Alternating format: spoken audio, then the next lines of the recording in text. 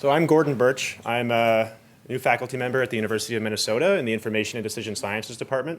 And this research is joint with my co-authors, Sunil Wattal, who's here in the crowd, and Anindo Ghosh from NYU, who could not be here. So what we're looking at in this research is we're trying to build on our earlier work where we've been focusing on how do contributors on crowdfunding platforms impact one another or influence one another in the contribution dynamics. So what we're looking at here, and I'll get to these overview of our other research papers in a second, we're trying to understand, we're flipping this idea on its head. So we know from our past research and from some talks yesterday, people care about what other people are doing on these platforms. There's a community. Our prior work shows that there is peer influence between contributors in the dynamics of a given campaign. So what we're doing here, we're flipping it on its head and we're saying, okay, because individuals are perhaps cognizant of others watching them, how does this influence their behavior? So one, on the platform we're going to look at, how do they make use of available mechanisms that allow them to choose what information about themselves they want revealed to others, about whether they want their identity or the amount that they gave revealed to others? And at the same time, how does being able to use these mechanisms impact their actual behavior on the platform? So do they modify their behavior when they know that they can conceal themselves versus when they're not concealed? Now, before I dig into that, as Ethan did so intelligently yesterday, I'm not going to talk about what crowdfunding is because we all know what that is. I'll just give a brief plug on some of our other research, subset of our papers. So the first one up here is the one I was talking about, looking at data from Spot to understand peer influence between contributors. That one's been published, but we have a number of other working papers looking at things like, do people care about how similar the organizer is to them, and does that drive donation behavior or contribution behavior? We have another paper with this same data set I'm going to talk about here, looking at campaign referrals, and when is it more likely that when I refer somebody to a campaign that they will actually give money as well. And then as well, there's another paper that I have ongoing with a different co-author looking at the social impacts of crowdfunding, specifically in healthcare expenses. So raising money on Give Forward for medical treatment, how is that impacting medical bankruptcy rates around the US?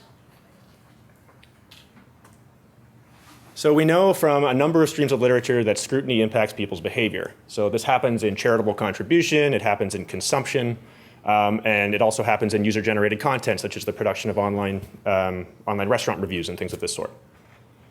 So, for instance, in consumption, you might seek out more variety in what you're buying if you know other people are looking at you because you want to look more interesting. Conversely, there's a lot of research that has shown or talked about the fact that if you are subject to publicity or scrutiny, you may modify your behavior so you're adhering to the social norms of the group. You don't want to stand out or be different.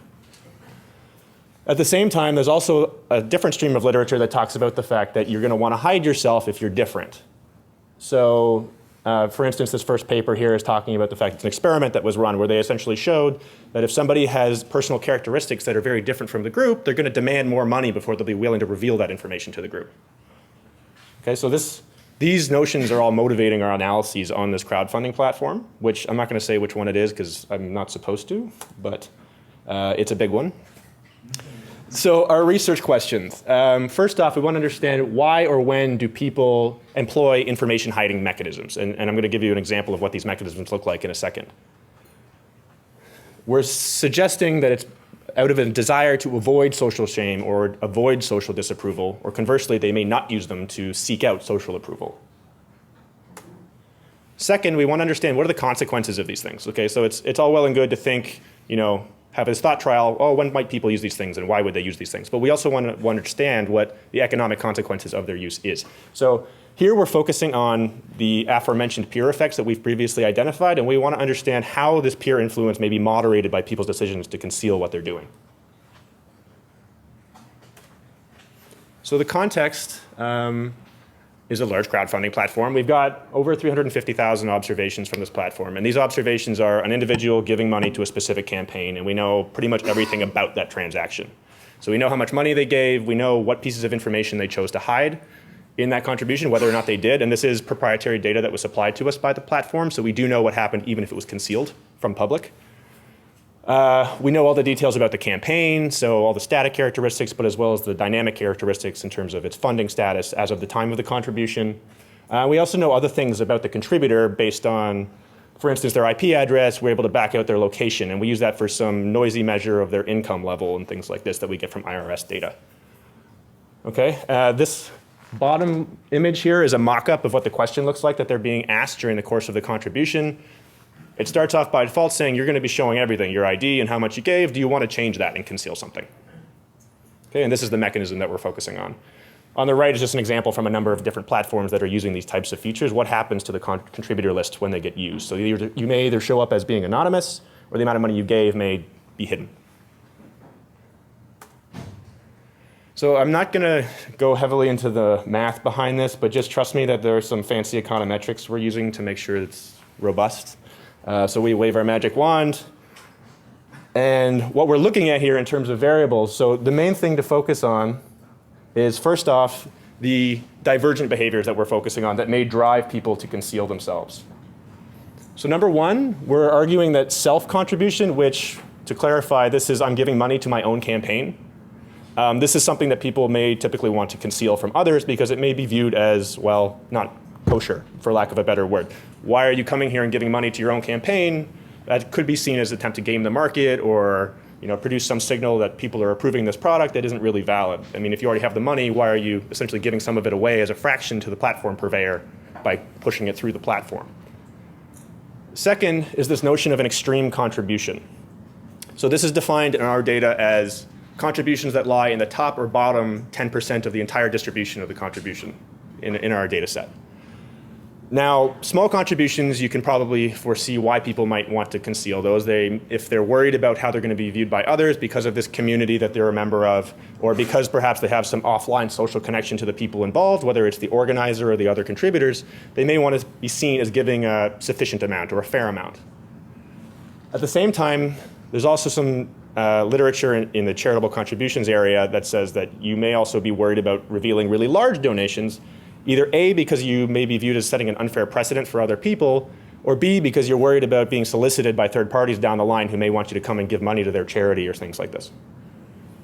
Okay, so these are the two main divergent behaviors that we think are going to drive information hiding, and the other variables are essentially controls. So we have this notion of sensitivity to scrutiny. We're operationalizing this based on whether you've ever tied your Facebook profile to your user account on the platform. The idea being if you're willing to do that, you're willing to reveal information about yourself to the provider, and therefore maybe you have some inherent or a less inherent distaste for revealing these things to others. And we're also looking at how much exposure the campaign's gotten to date, whether in terms of whether the platform has featured it on their homepage or in terms of the number of people that have given money already before you. It's an indicator of how much traffic the platform is getting or the campaign is getting. And then we have this indicator of how new of a user you are. For instance, you may not be comfortable with the platform yet and therefore may be more inclined to hide yourself. On the other side of the equation, our consequences model, we're trying to understand how much money you're giving. And this is where the fancy econometrics come in. So essentially we're saying extreme contribution can drive you to hide info, but the converse can also be true. If I've hidden info, that may make me more comfortable giving an extreme amount of money. And at the same time, we have a control for the income based on your geography. And then here comes the downstream sort of economic consequences component. How does the prior amount that somebody else gave impact the amount that I give? And there is a peer influence. I'm going to show you there's an anchoring effect that happens there. And how is it essentially canceled out when that person chooses to hide the amount of money that they gave? And we show that that's true as well, and we kind of make some recommendations or implications based on this. So some quick descriptive stats for you before I give you the results, some interesting things. So first off, based on our definition, there's roughly a 50-50 split in terms of big and small extreme contributions in the data. Roughly 2.5% of all contributions made are individuals contributing to their own campaign. Information hiding is very prevalent. Almost half of all contributions involve some kind of information hiding. Okay, and then this last one is one we pulled out more recently based on some reviewer comments. While people were wondering how much potential really is there for peer influence to manifest, do people look at what other people are giving? So we pulled out some quasi-clickstream data. And when I say quasi, it's because we view the last tab somebody looked at before they navigated away from a campaign, whether it was to leave the platform or if it was to go into the contribution process. And we saw that 30% roughly of the 150,000 users we looked at actually looked at the funders tab last. So that means that at a minimum, at least 30% of people were looking at this information. So I gave you all these definitions of our variables a second ago. Here are our results. So first off, in terms of what's driving information hiding behavior, we see extreme contribution does have a significant, relatively large effect on your inclination to hide something. Okay? And at the same time, we see if you are giving to your own campaign, you are also way more likely to hide information about yourself, which is fairly intuitive. In terms of your sensitivity to scrutiny and how much exposure the campaign has been receiving, we again see the expected results. So if I've ever connected my Facebook profile to the user account on this platform, I'm way less likely to be hiding info about myself because I guess I'm more comfortable revealing info. And this effect grows stronger as the campaign receives more exposure. So the intuition there is if I conversely am sensitive to revealing information about myself, that effect gets stronger if the campaign gets more exposure from other people. On the other side, the consequences. So first off, this first variable is talking about the anchoring effect between sequential correlation or sequential contributions. There's a positive correlation between individual contributions in sequence. And the moderating effect that we're seeing in the second box there in the red is that it's essentially canceled out when the prior person has hidden the amount of money that they gave. So this kind of has an interesting implication. On the one hand, what you might think is, okay, we see positive sequential correlation in the amount of money that people are giving. That might just be everybody that's showing up at the same time is very similar to each other, so they give similar amounts, homophily. The fact that this is being canceled out when that amount is hidden really suggests that homophily is not really going on here. We wouldn't expect to see that. Okay?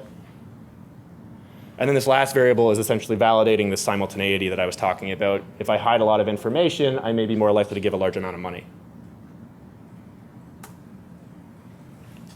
So this is just some estimates of the economic significance. Extreme contribution, you're 7% more likely to hide something. Campaign organizers contributing to their own campaign are 20% more likely to hide something. If I'm Facebook connected, I'm 6% less likely to hide something about myself. In terms of the converse, the consequences, if I have hidden information about myself, I give on average 367% more money. And the average contribution here is $25, so you can think 3.67 times that. And then anchoring effects are eliminated. And as I said, this is the implication being that there really isn't homophily that's explaining these things. So some of the implications of this. So if you're sensitive to scrutiny and the campaign's receiving a lot of exposure, you're more likely to want to hide things about yourself. At the same time, so what this can imply is also what might be happening is if these people are sensitive and the campaign receives a great deal of exposure, at some point it's going to get so extreme that not only do I hide myself, I may just not give any money at all and I might back away. So some of the things this implies is you may want to try and target these privacy sensitive or scrutiny sensitive users early on in the process before a lot of exposure has taken place if you want to try and encourage them to give money. At the same time, in terms of these consequences things, so because there's this peer effect that's being canceled out, the implication here is that if the anchor is small, it's actually beneficial to the fundraiser or the platform purveyor for that amount to be concealed because it may eventually pull down later people's contributions. If it's big, you want it to be revealed, so it pulls up later contributions. An implication of this, which is something that we're looking at testing either experimentally or econometrically down the line, is can you modify the default settings on these information hiding systems in order to encourage the outcome that you want? So conditional on the amount of money somebody's giving, if it's small, maybe below some threshold, the default setting is to hide it. And you can give them the option of removing that, but for the people that don't care, they're going to leave it, and you'll recapture some of the lost value as a platform purveyor or as a campaign organizer. So this is the main outcome that we're interested in here. And in terms of future work, we're now looking at how does actually merely providing these features to a user impact their behavior. So we've run a randomized experiment with this platform where we are manipulating the point or the timing of when these information hiding questions are presented to the user in the contribution process, whether it's before they've paid or after they've paid. And we try to understand how does this impact both conversion rates, and then subsequently how does it impact the amount of money they give to the campaign conditional on conversion. And we actually find there's countervailing effects where if you don't look at them in tandem, you don't really get the full story. So stay tuned for that one. Okay, so thank you very much.